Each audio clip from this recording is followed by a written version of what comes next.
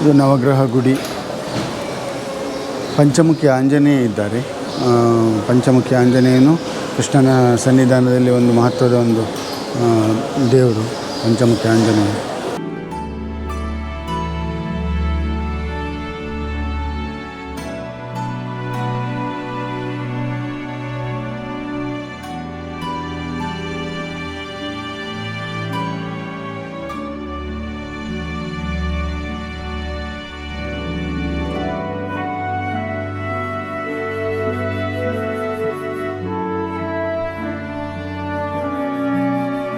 ಇದು ಉಡುಪಿ ಕೃಷ್ಣನ ಗೋಶಾಲೆ.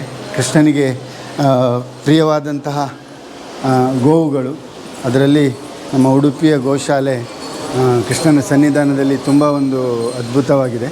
ಸುಮಾರು 85 ನನ್ನ ಅಮೇರಿಕದ ಮಗಳು ಧೈರ್ಯದಲ್ಲಿ ಹಾಲು ಕರೆದಿದ್ದಾರೆ. ಎಲ್ಲವೂ ಸಾತ್ವಿಕವಾಗಿದೆ, ಯಾವುದೂ ಇದಿಲ್ಲ. ದೇಸಿ ಹಸುಗಳು ಹೌದು, ಬೇರೇನೂ ಇದೆ, ದೇಸಿಯದ್ದು ಇದೆ. ಸುಮಾರು 85 ದನಗಳಿದೆ. ಎಲ್ಲದು ಕೃಷ್ಣನಿಗೆ ಹಾಲು, ಬೆಣ್ಣೆ, ಮೊಸರು, ನೈವೇದ್ಯಕ್ಕೆ ಏನೆಲ್ಲ ಬೇಕೋ ಅದೆಲ್ಲದು ನಮ್ಮ ಗೋವುಗಳಿಂದವೇ ಕೊಡುವಂಥದ್ದು. ಪ್ರತಿ ದಿವಸವೂ ಅಷ್ಟೇ, ಯಾವುದೇ ರೀತಿಯಲ್ಲಿ ಹೊರಗಡೆಯಿಂದ ಬರುವಂಥದ್ದೇನಿಲ್ಲ. ನಮ್ಮ ಗೋವುಗಳಿಂದವೇ ದೇಸಿ, ಅಂದರೆ ನಮ್ಮ ಕೃಷ್ಣನ ಸನ್ನಿಧಾನದಲ್ಲಿ ಇರುವಂತಹ ಹೌದು, ಇದಕ್ಕೆ ಒಂದು ವ್ಯವಸ್ಥೆ, ಎಲ್ಲದಕ್ಕೂ ವ್ಯವಸ್ಥೆಗಳಿದೆ. 7-8 ಜನ ಇದ್ದಾರೆ. ಒಂದು ಫ್ಯಾಮಿಲಿ ಇದನ್ನು ನೀಟಾಗಿ ನೋಡ್ಕೊಳ್ಳುತ್ತೆ. ನಿಂಗಪ್ಪ ಅಂತ ಹೇಳ್ಕೊಂಡು ಅವರು ತುಂಬ ಚೆನ್ನಾಗಿ ನೋಡ್ಕೊಳ್ತಾರೆ. ಅವರ ಫ್ಯಾಮಿಲಿಯೇ ಇಲ್ಲಿ, ಅವರು ಗೋಸೇವೆಗಾಗಿ ಅವರ ಫ್ಯಾಮಿಲಿಯನ್ನು ಒಂದು ರೀತಿ ಅಡ ಇಟ್ಟುಬಿಟ್ಟಿದ್ದಾರೆ ಅವರು. ಹೌದು, 24x7 ಅವರು ಇರೋದು ಗೋಶಾಲೆಯಲ್ಲಿಯೇ, ಇವುಗಳು ಇಲ್ಲಿಯೇ ಇರುವಂಥದ್ದು. ಸೊ ಹಾಗಾಗಿ ಅವರಿಗೆ ಹೌದು ಖಂಡಿತ ಒಳ್ಳೆ, ಇವತ್ತಿಗೂ ಒಳ್ಳೆಯ. ಸುಮಾರು ಬೆಳಗ್ಗೆ 8 ಹೊರಗೆ ತಗೊಂಡು ಹೋಗ್ತೀವಿ, 12 ಗಂಟೆಗೆ ಹೊರಗೆ ಇಲ್ಲಿಗೆ ಮೇಯ್ಸಕ್ಕೆ ಹೋಗ್ತಾರೆ. ಇವರೇ ತಗೊಂಡು ಹೋಗ್ತಾರೆ. ಇವರೇ ಲಿಂಗಪ್ಪ ಇವರೇ ತಗೊಂಡು ಹೋಗ್ತಾರೆ. ತಗೊಂಡೋಗಿ ಸುಮಾರು ಉಡುಪಿಯ ಅರ್ಧ ಭಾಗ ಸುತ್ತಾಡಿಸ್ತಾರೆ. ಎಲ್ಲೆಲ್ಲಿ ಹಸಿರು ಹುಲ್ಲುಗಳಿದೆಯೋ ಅಲ್ಲೆಲ್ಲ ಸುತ್ತಾಡಿಸ್ಕೊಂಡು ಗೋವನ್ನು ಮೇಯಿಸ್ಕೊಂಡು ಮಿಸ್ ಆಗದೇ ಇರೋ ರೀತಿ ನೋಡಿಕೊಂಡು ತಗೊಂಡು ಬರ್ತಾರೆ. ಅಂಥ ಒಂದು ಒಳ್ಳೆಯ ಕೆಲಸ ಮಾಡುವಂಥವ್ರು, ಅದು ಶ್ರದ್ಧೆಯಿಂದ ಮಾಡ್ತಾರೆ. ಹೌದು, ಸಂಬಳಕ್ಕೆ ಅಂತ ಹೇಳೋದಕ್ಕಿಂತ ಅವರ ಶ್ರದ್ಧೆಯಿಂದ ಆ ಕೆಲಸವನ್ನು ಮಾಡ್ತಾರೆ. ಸಂಬಳಕ್ಕೋಸ್ಕರ ಅಲ್ಲ, ಗೋ ಸೇವೆ ಮಾಡಬೇಕು ಹೇಳುವಂಥದ್ದು. ಅದೇ ಅವರ ಇಡೀ ಫ್ಯಾಮಿಲಿನೇ ಅದಕ್ಕೆ ಅವರು ತೆಗೆದಿಟ್ಟಿದ್ದಾರೆ. ಅವ್ರ ಹೆಂಡತಿ ಮಕ್ಕಳು ಪೇಯ್ಡ್. ಬಟ್ ಮಠದಲ್ಲಿ ಮಠದಲ್ಲಿ ಕೊಡೋದು ಯಾವುದೇ ಗೌರ್ಮೆಂಟ್ ಸಂಬಳ ಅಲ್ಲ. ಸೊ ಹಾಗಾಗಿ ಅವರು ಹಣ ನೋಡಿಕೊಂಡು ಕೆಲಸ ಮಾಡಲ್ಲ. ದೇವ್ರ ಸೇವೆ ಮಾಡಬೇಕು, ಕೃಷ್ಣನ ಸೇವೆ ಆಗುತ್ತೆ, ಜೊತೆಗೆ ಗೋವುಗಳ ಸೇವೆ ಆಗುತ್ತೆ. ಎಲ್ಲ ಸಣ್ಣವ್ರು ಸಿಕ್ಕರು ಬಂದಿದ್ವಿ, ಈಗ ದೊಡ್ಡವರ ಅವಾಂಡ ಮಾಡ್ತಾಯಿದ್ವಿ. ಯಾವ ಊರು ನೀವು? ಆಂಧ್ರ ನಾನು ಎಲ್ಲಿ? ಆಂಧ್ರ ರಾಜರ ಪಕ್ಕದ ಹಳ್ಳಿ ಹೊಲರಟ್ಟಿ. ತುಂಬ ವರ್ಷದಿಂದ ಇದ್ದಾರೆ. ಹಾಗೆ ತುಂಬ ಬೇರೆ ವೆರೈಟಿ ದನಗಳನ್ನೆಲ್ಲ, ಒಂದು 2-3 ಬೇರೆ ತಳಿಯದ್ದು ಇದೆ. ಹೌದು. ಆಮೇಲೆ ಇನ್ನೊಂದು ವಿಶೇಷ ಏನು ಅಂತಂದರೆ, ಇಲ್ಲಿದೆ ಬೆಳಿಗ್ಗೆ ಪ್ರತಿ ದಿವಸ ಬೆಳಿಗ್ಗೆ ಇವರು ದೇವ್ರ ಮನೆ ಒಳಗೆ ಹೋಗ್ತಾರೆ. ಇವರು ಹೌದು 4 ಗಂಟೆಗೆ ಬೆಳೀತಾ ಇದ್ರೆ ಸೀದಾ ಹೋಗಿ ದೇವ್ರ ಮುಂದೆ ನಿಲ್ತಾರೆ. ಆಗ ಗುರುವರು ಬಂದು ಗೋಪೂಜೆ ಮಾಡಿ ಈ ಕಡೆ ಕಳಿಸ್ತಾರೆ, ಸೀದಾ ಬಂದು ಇಲ್ಲಿ ನಿಲ್ತಾರೆ. ಇದೇ ಬಳ್ಳಿ ಅಲ್ಲಿ ಕಟ್ಲಕ್ಕೆ ಪ್ರತಿ ದಿವಸ 4:15 ಗಂಟೆಗೆ ಬೆಳಿಗ್ಗೆ ಹೋಗ್ತಾರೆ ಇವರು. ಪೂಜೆ ಆದ ಕೂಡಲೇ ಬಂದು ಇಲ್ಲಿ ನಿಲ್ತಾರೆ.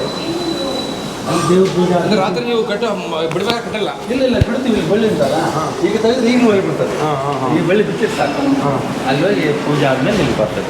ಗುರುಗಳು ಪೂಜೆ ಮಾಡ್ತಾರೆ, ಗೋ ಪೂಜೆ ಆದಮೇಲೆ ಅಭಿಷೇಕ ಮಾಡ್ತಾರೆ. ಆಗ ಬಂದು ಇಲ್ಲೇ ನಿಲ್ತಾರೆ. ಹೌದು. ಮತ್ತು ಗೋಪೂಜೆಗೂ ಬರುತ್ತೆ.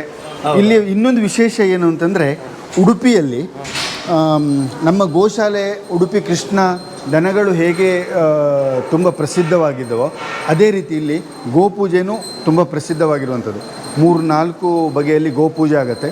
ಆ ಗೋಪೂಜೆ ಅವರವರದ್ದು ಈ ದೇಹ ಅಂತ್ಯ ಆದ ನಂತರ ಬರುವಂತಹ ಒಂದು ಸಂಪ್ರದಾಯದಲ್ಲಿ ಒಂದು 6 ತಿಂಗಳ ಮೊದಲು ಶ್ರಾದ್ದ ಕರ್ಮಾದಿಗಳನ್ನು ಮಾಡಿ ಅದರ ಒಳಗಡೆಗೆ ಗೋಪೂಜೆ, ಗೋದಾನ ಇದನ್ನು ಮಾಡಬೇಕು ಹೇಳಿ ಏನು ಇರುತ್ತೋ ಅದೆಲ್ಲದೂ ಇಲ್ಲಿ ನೆರವೇರುತ್ತೆ.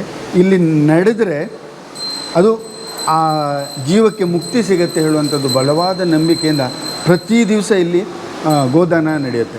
ಒಂದು 3-4 ಹೌದು ಕೃಷ್ಣನಿಗೆ ಗೋದಾನ ನಡೆಯುತ್ತೆ. ನಿಮ್ಮಿಂದ ನಾವು ಗೋವನ್ನು ತೆಗೆದುಕೊಳ್ಳುವಂಥ ಆ ಪ್ರಕ್ರಿಯೆಯೂ ನಡೆಯುತ್ತೆ, ಗೋ ಪೂಜೆಯೂ ನಡೆಯುತ್ತೆ. ಎಲ್ಲ ರೀತಿಯಲ್ಲಿಯೂ ಇಲ್ಲಿ ಅದಕ್ಕೆ ಒಂದು ಅಂತ್ಯ ಸಿಗತ್ತೆ ಹೇಳುವಂಥದ್ದು ಬಲವಾಗಿ ನಂಬಿಕೆ.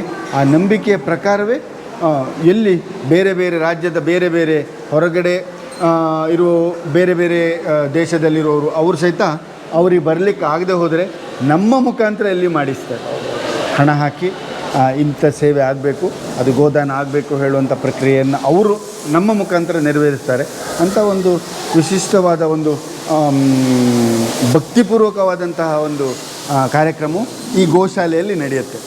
ಹಾಗೆ ಮೇಲೆ ಈ ಕಡೆಗೂ ಬೇರೆ ಬೇರೆ ದನಗಳಿದೆ.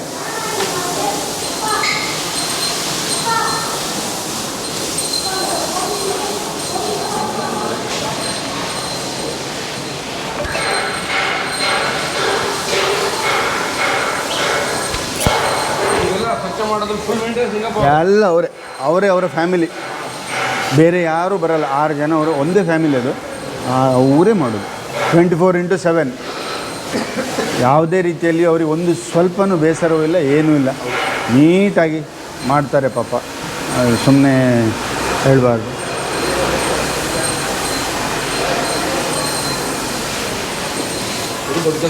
ಹಾಂ, ಹುಲ್ಲುಗಳಿರ್ಬೋದು, ಹಿಂಡಿಗಳಿರ್ಬೋದು, ಎಲ್ಲದನ್ನೂ ವ್ಯವಸ್ಥಿತವಾಗಿ. ಹೌದು, ಸ್ವಾಮೀಜಿಗಳು ಯಾವುದಕ್ಕೂ ಕೊರತೆ ಮಾಡಲ್ಲ. ನಮ್ಮ ಸ್ವಾಮೀಜಿಗಳು, ಎಲ್ಲ ಸ್ವಾಮೀಜಿಗಳು ಅದೇ ರೀತಿ. ನಮ್ಮ ಸ್ವಾಮೀಜಿಗಳಂತೂ ಅದರಲ್ಲಿ ಇನ್ನೂ ಸ್ವಲ್ಪ ಒಂದು ಕೈ ಎತ್ತಿದ ಕೈ ಅವರು. ಇವುಗಳಿಗೆ ಯಾವುದೇ ರೀತಿ ಸಮಸ್ಯೆ ಆಗಬಾರ್ದು ಅಂತ ಹೇಳ್ಕೊಂಡು ತುಂಬ ನೀಟಾಗಿ ಅಬ್ಸರ್ವೇಷನ್ಗೆ ಅಂತ ಹೇಳ್ಕೊಂಡೆ ಡೈಲಿ 2 ಜನ ಡಾಕ್ಟ್ರು ಬರ್ತಾರೆ. ಡೈಲಿ 2 ಜನ ಡಾಕ್ಟ್ರು ಬಂದು ಎಲ್ಲ ಗೋವುಗಳನ್ನು ಚೆಕ್ ಮಾಡಿ, ಬೆಳಿಗ್ಗೆ ಒಬ್ಬರು ಬರ್ತಾರೆ, ಸಂಜೆ ಒಬ್ಬರು ಬರ್ತಾರೆ. ಮಿಡ್ಲಲ್ಲಿ ಈ ಕಲಿತಾ ಇರ್ತಾರಲ್ಲ ಸ್ಟೂಡೆಂಟ್, ಅವರನ್ನು ಕಳಿಸ್ಕೊಡ್ತಾರೆ. ಸೊ ಹಾಗಾಗಿ ನಮಗೆ ಅನುಭವ ಆಗುತ್ತೆ ಹೇಳುವಂಥದ್ದು. ಸೊ ಹಾಗಾಗಿ ತುಂಬ ನೀಟಾಗಿ ನಮ್ಮ ಗೋವುಗಳನ್ನೆಲ್ಲರನ್ನು ನೀಟಾಗಿ ನೋಡಿಕೊಳ್ಳುವಂಥ ಒಂದು ಪ್ರಕ್ರಿಯೆ ನಡೀತಾ ಇರುತ್ತೆ. ಸ್ವಾಮೀಜಿಗಳು ಅದಕ್ಕೆ ಯಾವತ್ತೂ ಸಾಥ್ ಕೊಡ್ತಾ ಇರ್ತಾರೆ, ಅದರಲ್ಲಿ ಯಾವುದೇ ರೀತಿಯ ತೊಂದರೆ ಇಲ್ಲ. ತಮಾಷೆ ಸಾಮಾನ್ಯ ವಿಷಯವಲ್ಲ, ಇಲ್ಲಪ್ಪ, ಖಂಡಿತ. ಹೌದೌದು. ಮತ್ತು ಯಾವುದೇ ರೀತಿಯ ಇನ್ಕಮನ್ನು ಎಕ್ಸ್ಪೆಕ್ಟ್ ಮಾಡೋಕ್ಕಾಗಲ್ಲ. ಅಂಥ ಸಂದರ್ಭದಲ್ಲಿ ಸಹಿತ ಮಠವನ್ನು ನಡೆಸಬೇಕಂತಂದರೆ ಸ್ವಲ್ಪ ಕಷ್ಟ ಇದೆ. ಹೌದು. ಮತ್ತು ಮಠದಲ್ಲಿ ಸುಮಾರು ಒಂದು 300 ಚಿಲ್ಲರೆ ಜನಗಳಿದ್ದಾರೆ, ಕೆಲಸಕ್ಕೆ ಸಿಬ್ಬಂದಿಗಳಿದ್ದಾರೆ, ಸಂಬಳ ಕೊಡಬೇಕು. ಅವರ ಫ್ಯಾಮಿಲಿ ಇದೆ, ಅವರಿಗೆ ಬೆಳಿಗ್ಗೆ ಕಾಫಿ ತಿಂಡಿ ವ್ಯವಸ್ಥೆ, ಊಟದ ವ್ಯವಸ್ಥೆ, ಮಧ್ಯಾಹ್ನ ಎಲ್ಲದೂ ಅವ್ರು ಇಲ್ಲೇ ಇರುವಂಥದ್ದಲ್ವಾ. ಅದೇ ಒಂದು ರಾಜ್ಯ ನಡೆಸುವಂಥ ಕೆಲಸ ಇದೆ. ತುಂಬ ಹೌದು, ತುಂಬ ಒಂದು. ಮತ್ತು ಇನ್ನೊಂದೇನಂತಂದರೆ ವ್ಯವಸ್ಥಿತವಾಗಿ ನಡೀತಾ ಇದೆ, ಯಾವುದೇ ರೀತಿಯಲ್ಲಿ ಗೊಂದಲಗಳೆಲ್ಲ ಇಲ್ಲವೇ ಇಲ್ಲ. ಸ್ವಾಮೀಜಿಗಳು ದೃಢವಾಗಿದ್ದರೆ ಗೊಂದಲಗಳು ಇರೋದಿಲ್ಲಲ್ಲ. ಸೊ ಹಾಗಾಗಿ ಸ್ವಾಮೀಜಿಗಳು ಪವರ್ಫುಲ್ ಇದ್ದಾರೆ. ಸೊ ಹಾಗಾಗಿ ಯಾವುದೇ ಗೊಂದಲಗಳಿಲ್ಲದೆ ನೀಟಾಗಿ ಹೋಗ್ತಾ ಉಂಟು, ಯಾವುದೇ ರೀತಿ ತೊಂದರೆ ಇಲ್ಲ.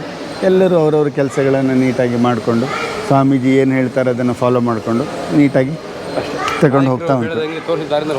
ಖಂಡಿತ. ಮತ್ತು ನಮ್ಮ ಸಂಪ್ರದಾಯದಲ್ಲಿ ಗುರುಗಳ ಮಾತಂತಂದ್ರೆ ವೇದವಾಕ್ಯ, ಅದು ಮುಗೀತದು, ಫೈನಲ್ ಅಲ್ವಾ. ಸೊ ಹಾಗಾಗಿ ಗುರುಗಳು ಏನು ಹೇಳ್ತಾರೆ ಅದನ್ನು ಫಾಲೋ ಮಾಡೋದು ನಮ್ಮ ಕರ್ತವ್ಯ, ನಾವು ಅದನ್ನು ಮಾಡ್ಕೊಂಡು ಹೋಗುವಂಥದ್ದು ಅಲ್ವಾ ಚಾರೆ? ಹಾಂ, ಬನ್ನಿ. ಹಾಂ, ಧನ್ಯವಾದ. ಭೋಜನ ಪ್ರತಿ ತೆಗಿರಿ, ಹೇಳ್ತೇನೆ. ಪ್ರತಿ ಶನಿವಾರ ಈ ಜಾಗದಲ್ಲಿ ಅಡಿಗೆ ಕಾರ್ಯಕ್ರಮಗಳು ನಡೆಯುವಂಥದ್ದು, ಪ್ರತಿ ಶನಿವಾರ ಮಾತ್ರ. ಮತ್ತು ಹಬ್ಬ ಹರಿದಿನಗಳಲ್ಲಿ ವಿವಿಧವಾದಂತಹ ಸ್ಪೆಷಲ್ ಒಕೇಶನ್ ಇದ್ದರೆ ಆವತ್ತೆಲ್ಲ ಈ ಜಾಗದಲ್ಲಿ ಅಡಿಗೆಯ ಪ್ರೊಸೆಸ್ಸನ್ನು ಮಾಡ್ತದೆ. ಇದೆಲ್ಲ ತರಕಾರಿಗಳು ಬಂದಿದೆ. ಎಲ್ಲ ತರಕಾರಿಗಳು ಆಲ್ಮೋಸ್ಟ್ ಶನಿವಾರಕ್ಕೆ ಬೇಕಾಗುವಂಥದ್ದು. ಪ್ರತಿ ಶನಿವಾರ ಇಲ್ಲಿಯೇ ಸಾರು, ಸಾಂಬಾರು, ಅನ್ನ ಎಲ್ಲ ಮಾಡ್ತೀವಿ. ಯಾಕೆ ಅಂತಂದರೆ ಇಲ್ಲಿಯ ಪ್ರಾಣದೇವರದ್ದೊಂದು ವಿಶಿಷ್ಟತೆ ಇದೆ. ನೆಲದಲ್ಲಿ ಹರಕೆ ಊಟ ಮಾಡಿಕೊಂಡು ಒಂದು ಹರಕೆ ಇಟ್ಕೊಳ್ತಾರೆ, ನೆಲದಲ್ಲಿ ಊಟ ಮಾಡುವಂಥ ಹರಕೆ. ಆ ಹರಕೆಯನ್ನು ತೀರಿಸೋದಕ್ಕೆ ಪ್ರತಿ ಶನಿವಾರ ಇಲ್ಲಿ ಜಾಸ್ತಿ ಜನಗಳು ಬರ್ತಾರೆ. ಸುಮಾರು ನಾರ್ಮಲಿ 10,000 ಇದ್ದರೆ ಅವತ್ತು 15 ಜಾಸ್ತಿ, 25, 30 ಹೀಗೆಲ್ಲ ಆಗುತ್ತೆ. ಶನಿವಾರ ಫುಲ್ 11 ಗಂಟೆಗೆ ಬೆಳಿಗ್ಗೆ ಸ್ಟಾರ್ಟ್ ಆದರೆ 3:30-4 ಗಂಟೆವರೆಗೆ ನಾನ್ ಸ್ಟಾಪ್ ಹೋಗ್ತಾ ಇರುತ್ತೆ. ಮೇಲೆ ಕೆಳಗಡೆಗೆ ಇಲ್ಲಿ ಎಲ್ಲ ಕಡೆಗೂ ಒಂದೊಂದು. ನೆಲದಲ್ಲಿ ಊಟ ಮಾಡೋರು ಇದು 2 ಯೂಸ್ ಮಾಡ್ತಾರೆ ಆಲ್ಮೋಸ್ಟ್. ಅನ್ನವನ್ನು ಸಾರನ್ನು ನೆಲದಲ್ಲಿ ಹಾಕಿ ತೋರಿಸ್ತೇನೆ ನಿಮಗೆ, ಅದು ಆ ಪ್ಲೇಸನ್ನು ತೋರಿಸ್ತೇನೆ. ನೆಲದಲ್ಲಿ ಹಾಕಿಕೊಂಡು ಊಟ ಮಾಡುವಂಥದ್ದು. ಅದಕ್ಕೆ ಬೇಕಾಗೋ ಪ್ರಿಪರೇಷನ್ ಇಲ್ಲಿ ಮಾಡ್ತೇವೆ, ಅಂದರೆ ಇದು ಎಕ್ಸ್ಟ್ರಾ ಪ್ರಿಪರೇಷನ್. ಸೊ ಹಾಗಾಗಿ ಅದನ್ನು ಇಲ್ಲಿ ಮಾಡ್ತೇವೆ. ಅಂದರೆ ಇದು ಹೊರತುಪಡಿಸಿ ಇನ್ನೊಂದು ಕಿಚನ್ ಇದೆ ನಮ್ಮ ಹತ್ರ ಒಳಗಡೆಗಿದೆ ಇನ್ನೊಂದು ಕಿಚನ್ ಇದೆ. ಅದು ಪ್ರತಿನಿತ್ಯ ಮಾಡ್ತೇವೆ. ಹಾಂ, ಇದು ಒಂದು ಭೋಜನ ಶಾಲೆ ಇದು. ಈ ಭೋಜನ ಶಾಲೆಯಲ್ಲಿ ಇಲ್ಲಿ ಬನ್ನಿ, ಈ ಕಡೆ ಬನ್ನಿ. ಹೌದು, ಇದು ನಮಗೆ ಪ್ರತಿ ದಿವಸ ಇಲ್ಲಿ ತರಕಾರಿ ಹೆಚ್ಚುವಂಥದ್ದು. ನೋಡಿ, ಇದು ಫ್ಲೋರಲ್ಲಿ ಕೂತ್ಕೊಂಡು, ಇಲ್ಲಿ ಕೂತ್ಕೊಂಡು ಇದನ್ನೊಂಚೂರು ನೀರು ಹಾಕಿ ಹೀಗೆ ಕ್ಲೀನ್ ಮಾಡಿಕೊಂಡು ಇಲ್ಲಿ ಊಟ ಮಾಡುವಂಥ. ಇದು ತುಂಬ ಪವಿತ್ರವಾದದ್ದು, ತುಂಬ ಶ್ರೇಷ್ಠವಾದದ್ದು. ಅವರವ್ರು ಏನು ಅಂದುಕೊಂಡಿರ್ತಾರೆ, ಪ್ರಾಣದೇವರಿದ್ದಾರೆ, ಪ್ರಾಣದೇವರಲ್ಲಿ ಏನು ಭಕ್ತಿಯಿಂದ ಬೇಡ್ಕೊಳ್ತಾರೆ, ಅದು 1 ವಾರ, 8 ದಿವಸ, 48 ದಿವಸ, ವಾರಗಳು ಆದ ಹಾಗೆ ಅವರ ಕೆಲಸ ಕಾರ್ಯಗಳು, ಅವ್ರು ಏನು ಅಂದುಕೊಂಡಿರ್ತಾರೆ, ಅವರ ಸಂಕಲ್ಪ ಏನಿರುತ್ತೆ ಅದು ನೆರವೇರುತ್ತೆ. ಅದಾದ ಮೇಲೆ ಇಲ್ಲಿ ಬಂದು ರಂಗಪೂಜೆ ಕೊಡ್ತಾರೆ. ರಂಗಪೂಜೆ ಕೊಟ್ಟು ನೆಲದಲ್ಲಿ ಊಟ ಮಾಡ್ಕೊಂಡು ಹೋಗ್ತಾರೆ. ಇನ್ನು ಕೆಲವರು ಪ್ರತಿ ದಿವಸ ನೆಲದಲ್ಲೇ ಊಟ ಮಾಡ್ತಾರೆ. ಇಲ್ಲಿ ಪ್ರತಿ ದಿವಸ ಮಾಡ್ತಾರೆ.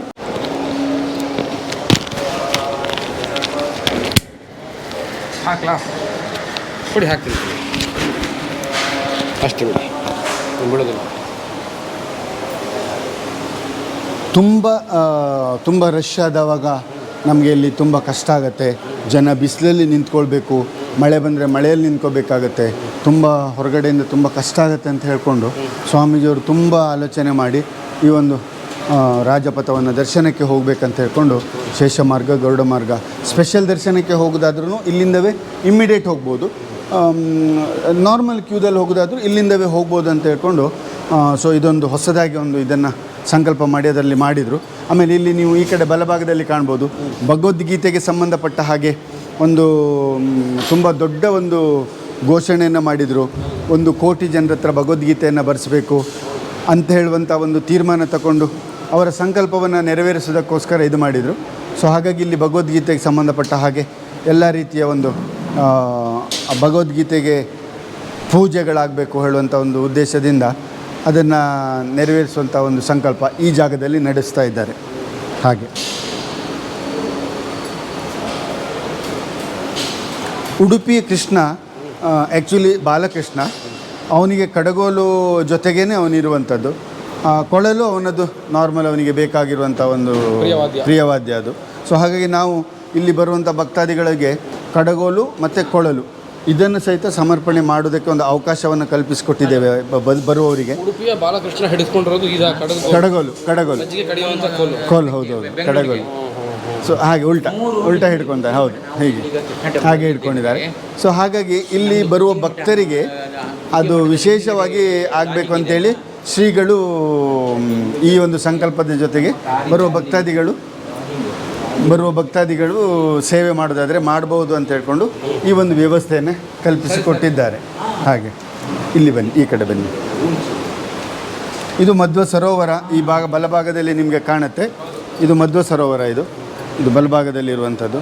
ಅಂದರೆ ಬಾಲಕೃಷ್ಣನ ವಿಗ್ರಹವನ್ನು ಸಮುದ್ರದಲ್ಲಿ ತೆಗೆದುಕೊಂಡು ಬಂದ ನಂತರ ಶುಭ್ರಗೊಳಿಸಿದ ಸ್ಥಳ. ನಾನು ಹಾಗೆ ಹೇಳಲಿಕ್ಕೆ ಇಷ್ಟಪಡೋದಿಲ್ಲ. ಯಾಕೆಂತಂದರೆ ಸಮುದ್ರದಿಂದ ಇಲ್ಲಿ ಬಂದ ನಂತರ ಸರೋವರ ಇಷ್ಟು ದೊಡ್ಡದಿರಲಿಲ್ಲವೇನೋ, ಮೇ ಬಿ. ಸೊ ಹಾಗಾಗಿ ಸಣ್ಣ ಪ್ರಮಾಣದಲ್ಲಿ ಇತ್ತೇನೋ. ಸೊ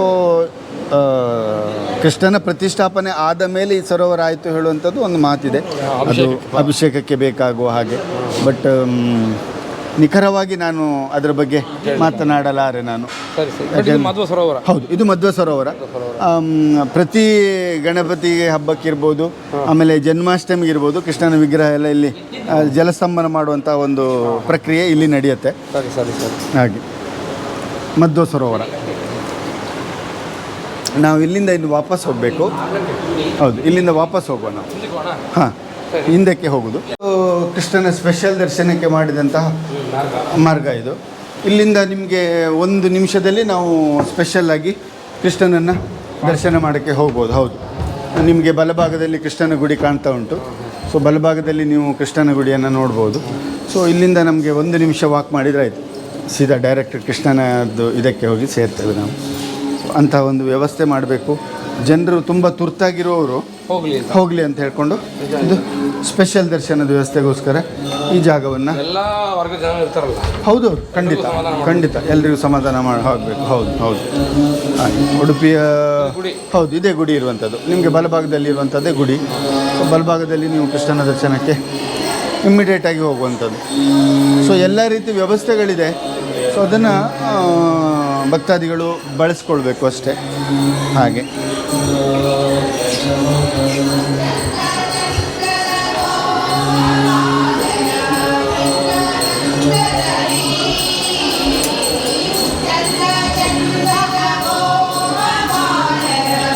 ಪ್ರತಿ ದಿವಸ ಆಗುವಂಥದ್ದು ಇದು.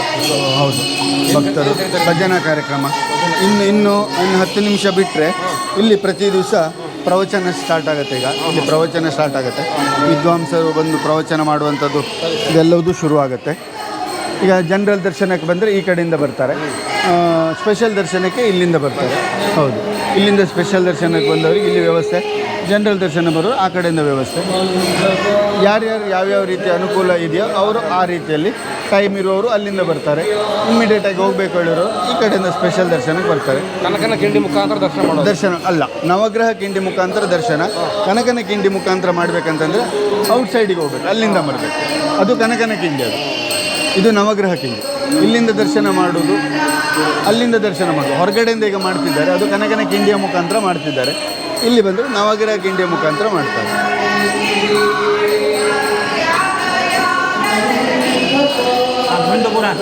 ಅಂದ ಹಾಂ, ನನ್ನ ಮಠ ಉಂಟು ಸ್ವಾಮಿಳ 2 ಭಾಗ ಸಿದ್ದಪ್ಪಲೆ ನನ್ನ ಕರೆಕ್ಟ್ ಇದೆಯಾ? 4 ಗಂಟೆ ಬಂದಿದೆ. ಕರೆಕ್ಟ್ ಆಗ್ತದೆ, ಇಲ್ಲಿ ಮಠಕ್ಕೆ ಹೋಗೋಣ 4 ಗಂಟೆಗೆ ಹೇಳಿದೆ. ಕರೆಕ್ಟ್ ಆಗ್ತದೆ, ಸರಿ ಆಗ್ತದೆ.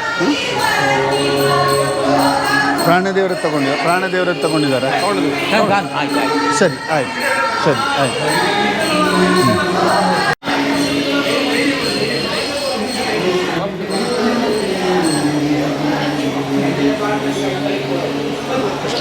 ಅಲ್ಲ, ಮಧ್ವಾಚಾರ್ಯ ಪ್ರತಿಷ್ಠಾಪನೆ ಮಾಡಿದರು, ಕೃಷ್ಣನನ್ನು ಪ್ರತಿಷ್ಠಾಪನೆ ಮಾಡಿದವರು. ಮಧ್ವ ಪೀಠ ತಗೊಂಡಿದ್ರಲ್ಲ, ಸರಿ. ಈಗ ಸುನಂದ ಮಸ್ಕೊಳ್ತಾನ 5 ಅಡಿ ಇದೆಲ್ಲ ವಿಷಯ ಬಂದರೆ ಕೃಷ್ಣಯನ್ನಿ ರಾಮಯನ್ನಿ ಕೃಷ್ಣಯನ್ನಿ ರಾಮಯನ್ನಿ